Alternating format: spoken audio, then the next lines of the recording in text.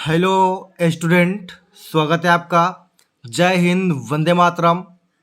आज हम लोग पर परागण पढ़ेंगे। इसके पहले का स्वपरागण, स्वपरागण से हानियाँ, स्वपरागण से लाभ, सूरजमुखी का पर परागण, ये सारा हमने पढ़ लिया है। आज हम लोग स्टार्ट करेंगे पर परागण। ये क्या होता है आइए देखते हैं।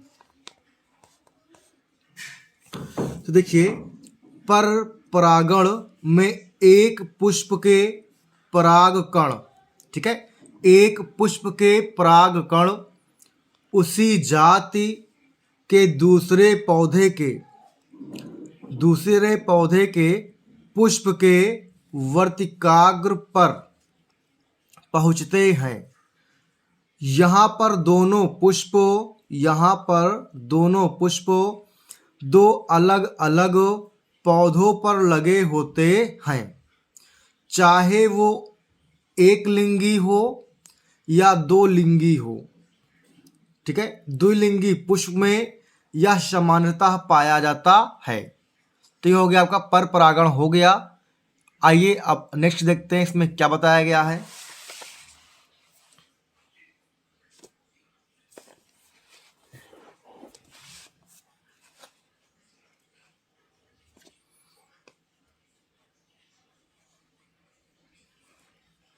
तो देखिए, बताया गया पर परागण की युक्तियां, मतलब इसे कौन कौन सी विधियां हैं हमको ये देखना है, ठीक है।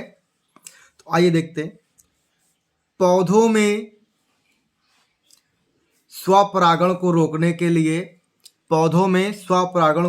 के लिए तथा उस पर या पर परागण की क्रिया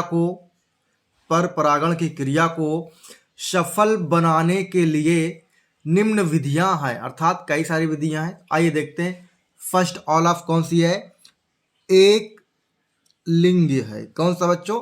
एक लिंग या एक लिंगित्व लिखा है इन्होंने। तो देखिए, एक लिंगी पुष्पों में नर तथा मादा जनन अंग अलग अलग होते हैं, ठीक है। अलग अलग पुष्पों पर पाए जाते हैं जो निम्न दो प्रकार के होते हैं। मतलब ये कह रहा है जो एक लिंगी जीव होते हैं उनमें नर अलग होता है और मादा अलग होती है, ठीक है। ये अलग अलग होते हैं। तो इसमें देखिए क्या है, एक क्षयक या फिर उभय लिंगी श्रयी, ठीक है, या इसे कहा जाता है एक लिंगी भी कहा जाता है, ठीक है।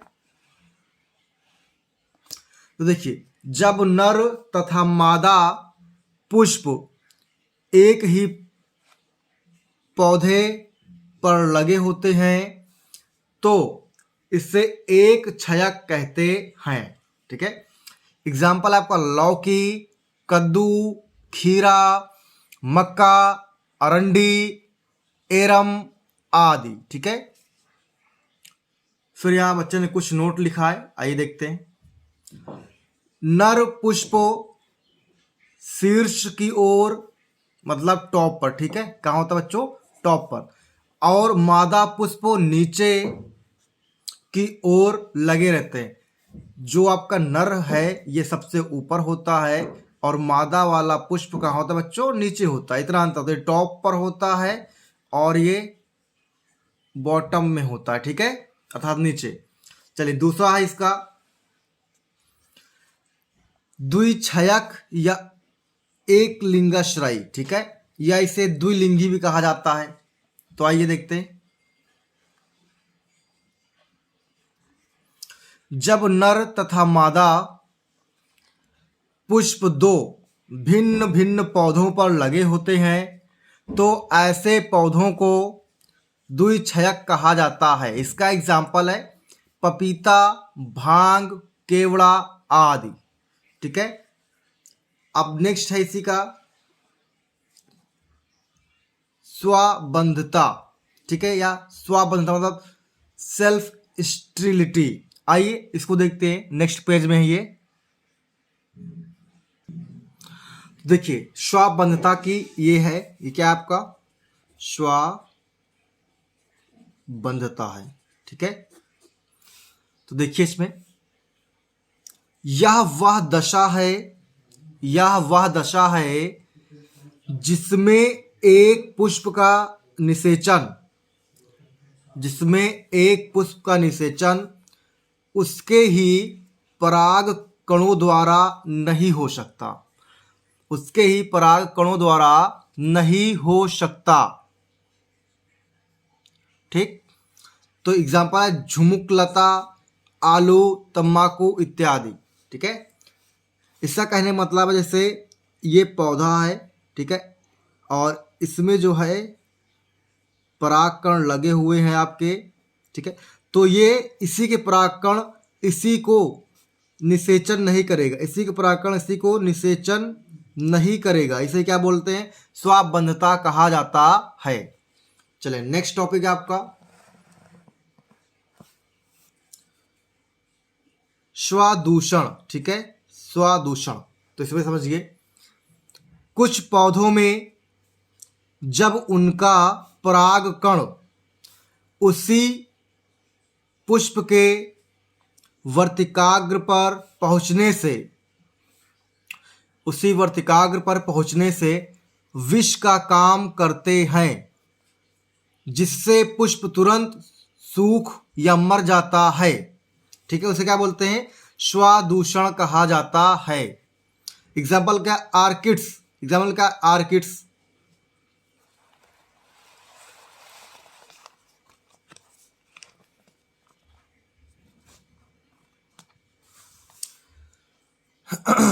चलिए नेक्स्ट है आपका पृथक पक्वता या भिन्न काल पक्वता। इसका मतलब है जो भी नर और मादा होगा उसका पक्वन काल अलग अलग समय पर होगा। तो आइए समझते हैं, जैसे यहाँ एग्जाम्पल दिया है, गुड़हल, कपास, धनिया, सौंफ, ये क्या है, सौंफ है, काम बरगद, पीपल इत्यादि द्विलिंगी पुष्पों में नर तथा मादा जनन अंग के अलग अलग समय पर परिपक्व होने को पृथक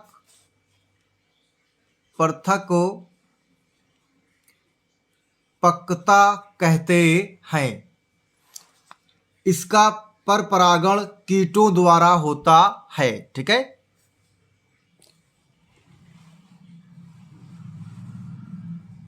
नेक्स्ट है आपका पांचवा विषम रूप या विषम रूपता। ठीक है,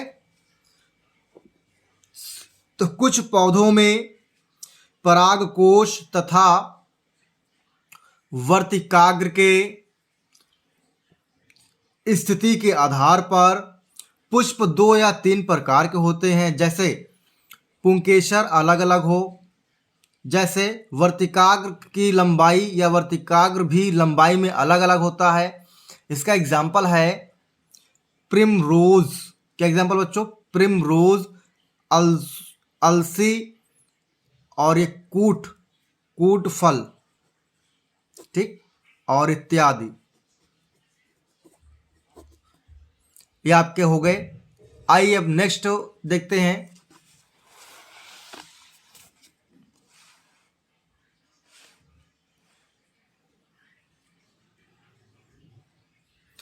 नया टॉपिक आपका है पर परागण की विधियां या साधन, मतलब पर परागण कैसे कैसे कराया जा सकता है, इसकी कौन कौन सी विधियां हैं, ये सब हम लोग देखेंगे। तो चलिए देखते हैं, पराग कणों को किसी दूसरे पुष्पों के वर्तिकाग्र पर पहुंचने के लिए कुछ साधनों की आवश्यकता होती है। ये साधन वायु हैं, जल हैं और जंतु है। ठीक, इन्हीं के माध्यम से हम लोग अब आगे क्रिया करेंगे। तो पहला टॉपिक है आपका वायु परागण। क्या है बच्चों, वायु परागण। तो देखिए हम लोग 3 पढ़े, क्या क्या है इसमें, वायु है, जल है, फिर आपका जंतु है। इन्हीं तीनों के माध्यम से पर परागण किया जाता है। तो आइए देखते हैं, पहला पॉइंट क्या है आपका, वायु परागण द्वारा। तो देखिए, जब पुष्पों में वायु द्वारा होने वाले पर परागण को वायु परागण कहते हैं और पुष्पों को वायु परागित पुष्प कहते हैं। इसकी कुछ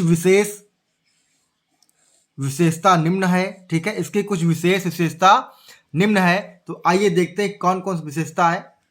पहला पॉइंट है वायु परागित पुष्प छोटे एवं आकर्षण रहित होते हैं।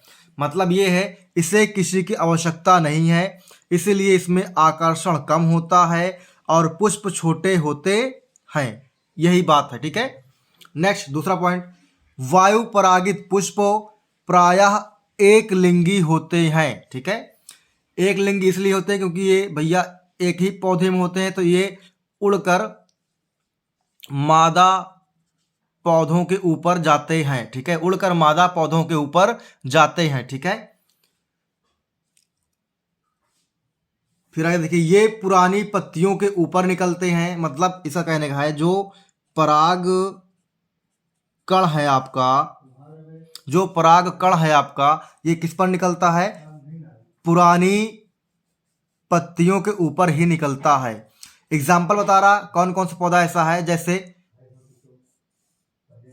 मक्का कुछ नई पत्तियों में निकलते हैं।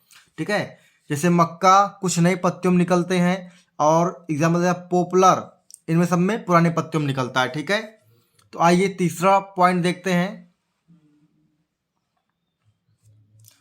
तीसरा पॉइंट है बाह्य दल एवं दल या तो होते ही नहीं है या फिर बहुत छोटे होते हैं। ठीक है, या तो होता ही नहीं है पहली बात दल या बाह्य दल, या फिर होगा तो बहुत छोटे होंगे, क्योंकि ये पराग कणों और वर्तिकाग्र के बीच क्या ना डाल पाए बच्चों? रुकावट ना डाल पाए, इसीलिए ये होते ही नहीं, या तो होते हैं तो बहुत छोटे होते हैं।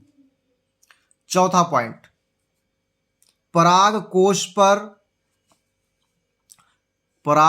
पर कोषों में प्रचुर मतलब बच्चों अधिक मात्रा में पराग कण उत्पन्न होते हैं, पराग कण निकलते हैं या पराग कण बनते हैं, क्योंकि वायु के माध्यम से वायु के झोंकों के साथ पराग कण की अधिकांश मात्रा उड़कर नष्ट हो जाती है और थोड़े पराग कण द्वारा ही क्रिया संपन्न होती है। इसलिए पराग कण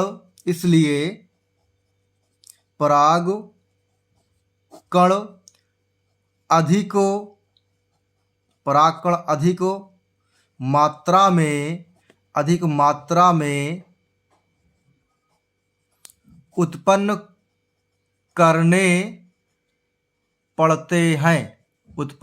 पड़ते हैं। ठीक है, ऐसा कौन कौन सा एग्जाम्पल है? तो एग्जाम्पल दिए मक्का को इंग्लिश क्या बोलते हैं?